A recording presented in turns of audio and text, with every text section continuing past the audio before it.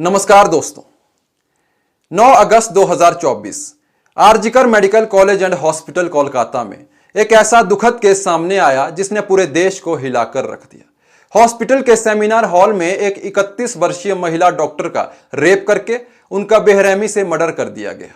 जिस हालत में महिला का शव मिला वो देखकर उनके साथ हुई दरिंदगी का साफ पता लग रहा था और अपराधी की मानसिकता साफ दिख रही थी। विक्टिम की आईज, माउथ और प्राइवेट पार्ट से ड्रास्टिक ब्लीडिंग हो रही थी। पूरी बॉडी में इंजरी के निशान थे और बॉडी सेमी नेकेड कंडीशन में थी। आज के इस वीडियो में हम कोलकाता में डॉक्टर मौमिता देवनाथ के साथ हुई बर्बरता की पूरी कहानी को समझेंगे और इस केस से जुड़े हर एक तथ्य को विस्तार से जानेंगे। बात करेंगे आरोपी संजय रॉय जैसे अपराधियों की घिनौनी मानसिकता की, वेस्ट बंगाल की मुख्यमंत्री ममता बनर्जी और हॉस्पिटल एडमिनिस्ट्रेशन क्यों है सवालों के घेरे में। आइए समझते हैं।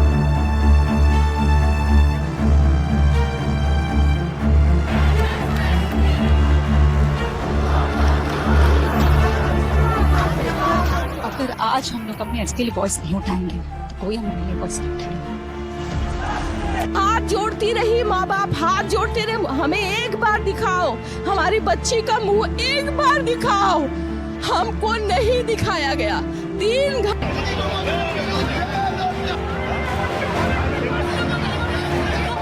खुशी तो हम लोग नहीं मना सकते ना। इंडिपेंडेंस डे गया, रक्षाबंधन है, मन में जो खुशी होता है वो किसी के भी मन में है क्या? मेरे मन में तो नहीं है। यहाँ पे जो लोग हैं किसी के मन में हम लोग हैप्पी इंडिपेंडेंस डे ये इस साल नहीं बोल सके।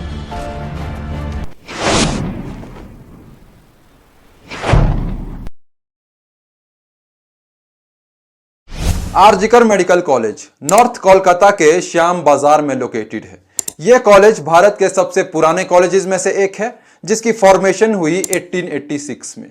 हाल ही में इस कॉलेज में एक ऐसी घटना घटी जिसके बाद पूरे देश में रोष का माहौल है और भारत के लोग गुस्से में हैं। आइए समझते हैं इस केस से जुड़े कुछ मुख्य तथ्यों को। 8 अगस्त 2024 रात के 11 बजे डॉक्टर मौमिता देवनाथ जो पोस्ट ग्रेजुएट ट्रेनी थी अपनी 36 घंटे की शिफ्ट पर थी।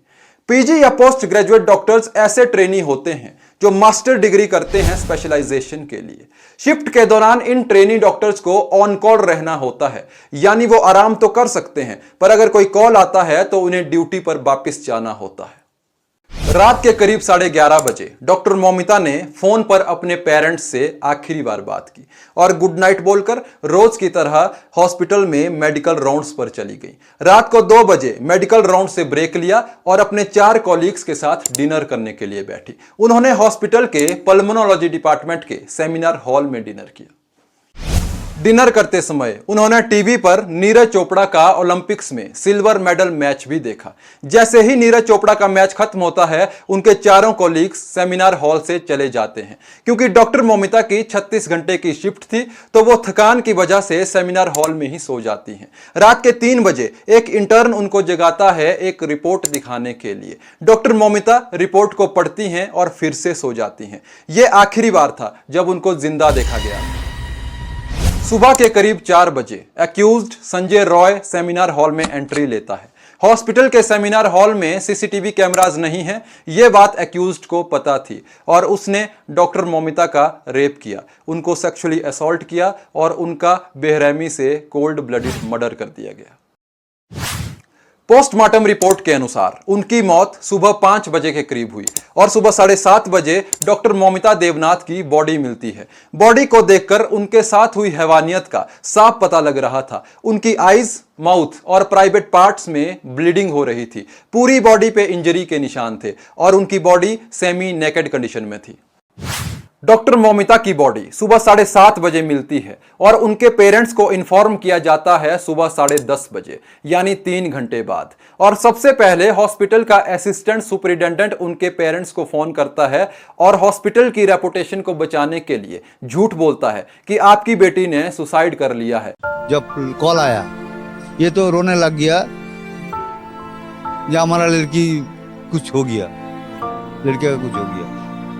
उसके बाद तो वो लोग बोल ही दिया जो आपका लड़की सुसाइड कर दिया, आप लोग जल्दी आइए। और उसके बाद भी जब विक्टिम के पेरेंट्स हॉस्पिटल पहुंचे तो उन्हें 3 घंटे वेट करवाया जाता है। उनको अपनी बेटी को एक बार देखने तक नहीं दिया जाता। सुसाइड किसने कहा, कैसे? बोले नहीं, उन्होंने कहा कि ये सुसाइड हुआ है।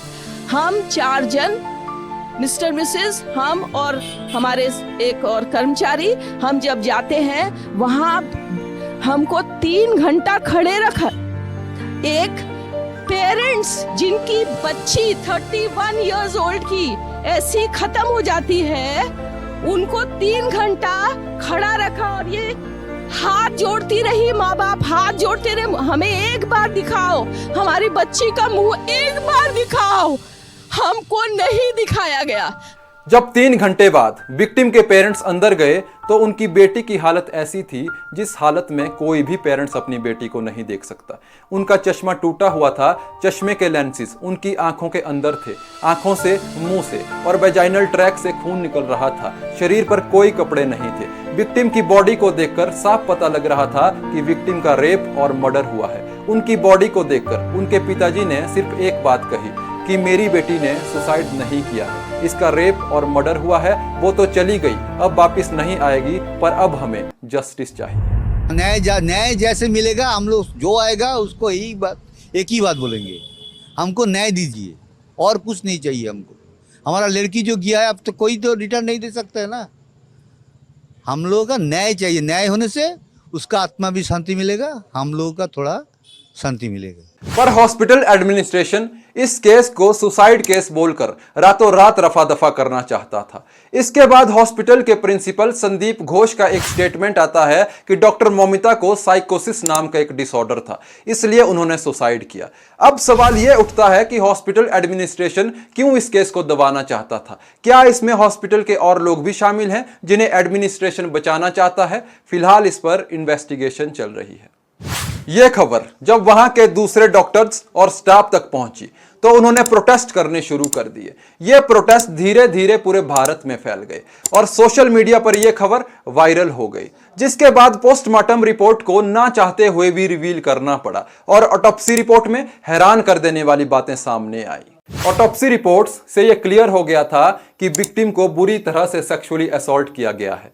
उनका एब्डोमेन, राइट हैंड और लेग्स बुरी तरह से इंजर्ड थी और उनकी कॉलर बोन या गर्दन की हड्डी भी टूटी हुई पाई गई थी। Dead body of the girl जिसके मुंह में खून था, फोटो खींच के लाके मुझे दिखाते हैं। उन बच्ची का शरीर में कोई कपड़ा नहीं था, पैर दोनों राइट एंगल में मिला गया। राइट एंगल में एक पांव बेड के इस तरफ, एक पांव बेड के इस तरफ मिला गया। जब तक पेल्विक गर्डल नहीं टूटता है, इस तरह 2 पांव को नहीं चीरा जा सकता है। अब बात करते हैं इस केस से जुड़ी पुलिस इन्वेस्टिगेशन की। हादसे के बाद कोलकाता के police commissioner Vineet Goyal investigation के लिए मौके पर पहुंचे। इस इन्वेस्टिगेशन का जिम्मा दिया जाता है ताला पुलिस स्टेशन को, जिसकी जुरिस्डिक्शन में आरजीकर मेडिकल कॉलेज आता है। ताला पुलिस स्टेशन से ऑफिसर्स की एक टीम आती है इन्वेस्टिगेशन के लिए। सुबह 11:30 बजे फॉरेंसिक एक्सपर्ट की टीम भी हॉस्पिटल आती है और तहकीकात शुरू करती है। पुलिस की टीम सारी सीसीटीवी फुटेज को चेक करती है और अपनी इन्वेस्टिगेशन शुरू करती है। सीसीटीवी फुटेज में पुलिस की नजर एक लड़के पे जाती है जो टी-शर्ट और शॉर्ट्स पहने हुए हॉस्पिटल में सेमिनार हॉल के बाहर 3rd फ्लोर पर सुबह 4 बजे घूम रहा था। सीसीटीवी फुटेज में उसके कंधे पर ब्लूटूथ ईयरफोन देखे जाते हैं। पुलिस इस लड़के को आइडेंटिफाई करती है जिसका नाम था संजय रॉय। उसका मोबाइल फोन ट्रैक करने के बाद पता चलता है कि वो कोलकाता के विधानगर में एक पुलिस बैरक में छिपा हुआ है। अगले दिन यानी 10 अगस्त को पुलिस की टीम भेजी जाती है सस्पेक्ट को पकड़ने के लिए। इन्वेस्टिगेशन के दौरान पुलिस को आरोपी के ईयरफोन्स घटनास्थल पर मिलते हैं जो उन्हें सस्पेक्ट के कंधे पर सीसीटीवी फुटेज में दिखे थे। पुलिस संजय रॉय से ईयरफोन के बारे में पूछती है तो संजय रॉय बोलता है कि वो गुम हो गए हैं, पर जब उसके फोन का ब्लूटूथ ऑन किया जाता है तो ईयरफोन्स ऑटोमेटिकली उसके फोन के साथ कनेक्ट हो जाते हैं। इसके बाद पुलिस का शक यकीन में बदल जाता है। संजय रॉय को कस्टडी में लिया जाता है और पुलिस संजय रॉय की इंटेरोगेशन शुरू कर देती है। इंटेरोगेशन में पुलिस को उसकी बॉडी पर इंजरी के निशान मिले और विक्टिम के नाखूनों से जो स्किन सैंपल मिले हैं वो संजय रॉय के डीएनए सैंपल से मैच करने के लिए फॉरेंसिक एक्सपर्ट्स को भेज दिए गए हैं। ऑफिशियल फॉरेंसिक रिपोर्ट्स का आना अभी बाकी है। जाहिर है कि विक्टिम के नाखूनों से जो स्किन सैंपल्स मिले हैं वो संजय रॉय के ही हैं, क्योंकि उसने खुद भी कन्फेस किया है कि वो उस रात नशे में था, उसने शराब पी थी और उसने ही डॉक्टर मौमिता का बलात्कार और हत्या की है। यानी मुख्य आरोपी संजय रॉय ही है। आखिर है कौन ये संजय रॉय? संजय रॉय ने 2019 में कोलकाता पुलिस के डिजास्टर मैनेजमेंट ग्रुप को ज्वाइन किया था as a civil volunteer. Civil volunteers contract पे काम करते हैं और ये वो लोग होते हैं जो ट्रैफिक और डिजास्टर मैनेजमेंट में पुलिस की मदद करते हैं। वो ऑफिशियली पुलिस में नहीं होते, पर संजय रॉय खुद को पुलिस वाला ही बताता था और संजय रॉय ने अपनी बाइक में भी कोलकाता पुलिस का एक स्टिकर लगवाया था। संजय रॉय आर्जिकल मेडिकल कॉलेज आता जाता रहता था क्योंकि 2 साल पहले वो उसी हॉस्पिटल में शेफ का काम करता था। सूत्रों की माने तो वो मेडिकल कॉलेज के प्रिंसिपल संदीप घोष के साथ काफी क्लोज था। वो पेशेंट्स को बोलता था कि वो एक पुलिस वाला है और उनसे पैसे लेता था कि वो उनको हॉस्पिटल में भर्ती करवा सकता है। ये कंप्लेंट संजय रॉय के खिलाफ कोई पहली कंप्लेंट नहीं है। पिछले साल यानी 13 मई 2023 को संजय रॉय की वाइफ ने उसके खिलाफ एक कंप्लेंट की थी कि वो 3 महीने प्रेग्नेंट थी और संजय रॉय ने उसके साथ मारपीट की थी। उसके अरेस्ट होने के बाद जब उसके पड़ोसियों से पूछताछ की गई तो उन्होंने बताया कि उसकी 4 शादियां हुई थी और उसकी 3 पत्नियां उसको छोड़कर चली गई थी उसके अब्यूजिंग बिहेवियर के कारण, और एक पत्नी की मौत कैंसर से हुई थी। अब प्रश्न ये उठता है कि आरोपी के ऊपर डोमेस्टिक वायलेंस के इतने एलिगेशन लग चुके थे और उसकी पूरी हिस्ट्री खराब थी, फिर भी इस पर एक्शन क्यों नहीं लिया गया? अगर उसी दौरान उस पर एक्शन लिया जाता तो शायद आज ये घटना घटती ही नहीं। भारत में लोग इस आरोपी के पकड़े जाने से पूरी तरह से संतुष्ट नहीं हैं, क्योंकि लोगों का कहना है कि संजय रॉय ने यह जघन्य अपराध अकेले नहीं किया है, इसमें और भी लोग कल्प्रिट्स हैं जिनको बचाया जा रहा है। क्योंकि जो ऑटोप्सी रिपोर्ट में डिटेल्स थी उनमें भी यह दिखाया गया है कि यह अपराध कोई एक आदमी कर ही नहीं सकता है, इसमें और भी लोग इन्वॉल्व हैं। आर्जिकर मेडिकल कॉलेज के ही एक farmer student doctor Aparna Goswami ने रिपोर्ट पढ़ी और कहा कि विक्टिम की बॉडी में मल्टीपल पेनेट्रेशन किए गए हैं, मतलब इस पूरे क्राइम में एक आदमी इन्वॉल्व नहीं हो सकता। और इसी बीच सोशल मीडिया पे एक न्यूज सर्कुलेट होती है कि विक्टिम की वेजाइनल ट्रैक और सर्विक्स में 150 ग्राम सीमेन पाया गया है। यह खबर बिल्कुल गलत है और सीबीआई ने इस खबर को खारिज किया है और कहा है कि इसकी पुष्टि फॉरेंसिक की ऑफिशियल रिपोर्ट आने के बाद ही होगी। अब बात करते हैं पश्चिम बंगाल की मुख्यमंत्री ममता बनर्जी क्यों है सवालों के घेरे में। पहले तो हॉस्पिटल एडमिनिस्ट्रेशन ने केस को दबाने की कोशिश की, यह कहकर कि यह एक सुसाइड केस है। इसके बाद पता लगता है कि जिसने यह घिनौना अपराध किया है वो पुलिस का ही वॉलंटियर है। फिर सेमिनार हॉल के बाहर कंस्ट्रक्शन के नाम पर एविडेंस को मिटाने की कोशिश की जाती है और 14 अगस्त की रात को सैकड़ों की भीड़ प्रदर्शनकारियों पर हमला कर देती है और हॉस्पिटल में तोड़फोड़ करती है। जिस मंच पर लोग प्रदर्शन कर रहे थे उस मंच को तोड़ दिया जाता है। प्रदर्शन कर रहे डॉक्टर्स के साथ मारपीट की जाती है। ट्रेनी डॉक्टर के रेप और मर्डर के बाद मेडिकल कॉलेज के प्रिंसिपल पर कोई एक्शन नहीं लिया जाता। जब पूरे देश में लोग प्रोटेस्ट करते हैं तो प्रेशर की वजह से उसे रिजाइन करना पड़ता है, पर 12 घंटे के अंदर ही उसे दूसरे मेडिकल कॉलेज में प्रिंसिपल बना दिया जाता है। Sandeep Ghosh stepped down as the principal of Arjikar Medical College. The West Bengal government appointed him as the principal of Calcutta National Medical College and Hospital. क्यों हॉस्पिटल आने के बाद भी पेरेंट्स को विक्टिम की बॉडी नहीं दिखाई गई? इन सब बातों को लेकर पूरे भारत के लोगों में गुस्सा है और ये गुस्सा जायज है। इन सब बातों से ममता बनर्जी और उनकी सरकार सवालों के घेरे में आ गई है। अब बात करते हैं संजय रॉय जैसे लोगों की घिनौनी मानसिकता की। नेशनल क्राइम रिकॉर्ड ब्यूरो के अनुसार भारत में हर दिन एवरेज 86 रेप्स होते हैं, जिनमें से 63% रेप केसेस पुलिस में रिपोर्ट ही नहीं किए जाते। हमें संजय रॉय जैसे घिनौने लोगों की साइकोलॉजी को समझना होगा। एक रेपिस्ट के अंदर कभी भी सॉरी की फीलिंग नहीं होती और रेप करने के बाद उल्टा वो ब्लेम लड़कियों पर डालते हैं। देखिए रेपिस्ट मुकेश सिंह को, जिसे निर्भया केस में फांसी दी गई थी, क्या कहता है। ताली कभी एक हाथ से नहीं बजती, दोनों हाथों से बजती है। ये चीज़ देखी जाए। अगर कोई शरीफ लड़की होती है रात को 9 बजे मतलब नहीं घूमती है, लड़के भी उतने उससे ज़्यादा जिम्मेदार है रेप के लिए, ये लड़के हैं उससे ज़्यादा।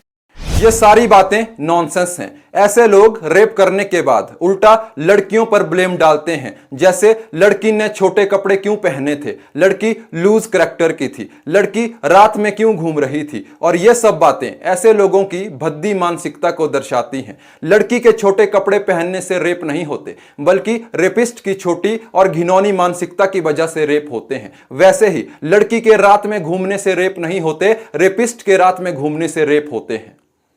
भारत इस वर्ष आजादी की 78वीं वर्षगांठ मना रहा है, पर सही मायने में हमारे देश की महिलाएं इस स्वतंत्र देश में भी सुरक्षित नहीं हैं। हमारे देश की महिलाएं उस दिन आजाद होंगी जिस दिन वो पुरुषों की तरह रात को घर से बाहर निकलने पर खुद को सेफ फील करें और अपने हिसाब से कपड़े पहन सकें। और ये तभी मुमकिन है जब ऐसे हीनियस क्राइम करने वाले अपराधियों को कड़ी से कड़ी सजा दी जाए। निर्भया केस में दोषियों को लगभग 7 साल बाद फांसी की सजा दी गई थी, पर इस बार पूरा भारत देश ये उम्मीद लिए बैठा है कि डॉक्टर मौमिता देवनाथ को न्याय मिलेगा और दोषियों को जल्द से जल्द फांसी की सजा दी जाएगी। आज के लिए बस इतना ही, मिलते हैं नेक्स्ट वीडियो में। जय हिंद।